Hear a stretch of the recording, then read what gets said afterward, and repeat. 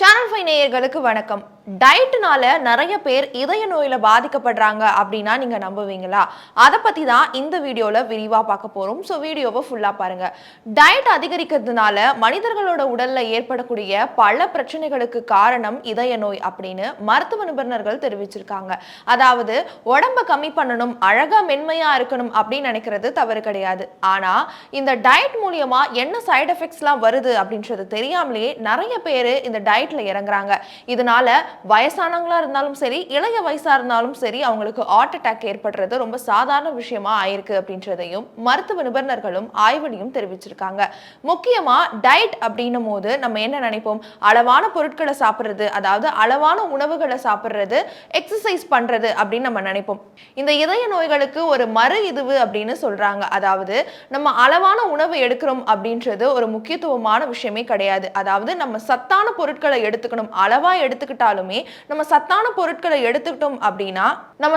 பொருட்களை எடுத்துக்கிட்டோம் அப்படின்னா கண்டிப்பா அது இதய நோய்க்கு பாதிப்பு ஏற்படாது. அதே மாதிரி நம்ம ஜிம் போறோம் அப்படின்னா கூட, நம்ம ஒர்க் அவுட் பண்றோம் அப்படின்னா கூட அதுக்கு தகுந்த மாதிரி, அதாவது உங்க உடல் பாவனைக்கு தகுந்த மாதிரி நீங்க ஒர்க் அவுட் பண்ணணும் அப்படின்னு சொல்லியிருக்காங்க.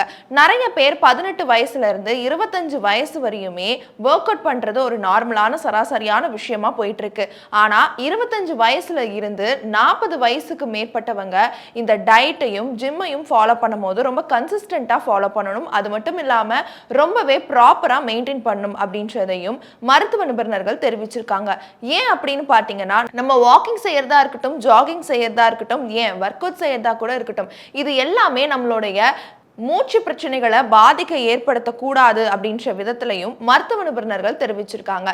அதாவது நம்ம ஜாகிங் செய்யும் போது நம்மளுடைய மூச்சு சமநிலையில இருக்கணும் அப்படின்றதையும் அவங்க குறிப்பிட்டிருக்காங்க. இந்த மூலியமா ரொம்ப கன்சிஸ்டன்டா செய்யும் போது உங்களுடைய எடையும் குறையும் அப்படின்றதையும் மருத்துவ நிபுணர்கள் தெரிவிச்சிருக்காங்க.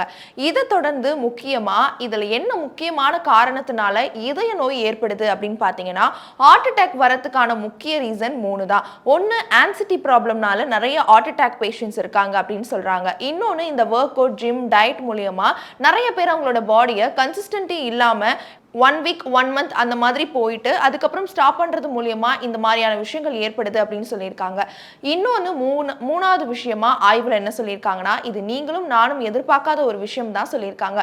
ஓவர் திங்க் பண்றது மூலியமாவும் ஹார்ட் அட்டாக் வரதுக்கான அபாயம் இருக்கு அப்படின்றதையும் சொல்லியிருக்காங்க. இதுக்கு என்ன பண்ணணும் அப்படின்னு பார்த்தீங்கன்னா, அதிக உப்பு, அதிக சர்க்கரையை எடுத்துக்கணும்னு சொல்றாங்க. லோ பிபியா இருந்தாலும் சரி, ஹை பிபியா இருந்தாலும் சரி, அதிக உப்பும் அதிக சர்க்கரையும் எடுத்துக்கணும். பழ வகைகள், காய்கறிகள்லாம் தினமும் சேர்த்துக்கணும் அப்படின்னு சொல்றாங்க. தானிய வகைகள் மற்றும் பயிர் வகைகளை அதிகமா சேர்த்துக்கணும் அப்படின்றதையும் சொல்லியிருக்காங்க.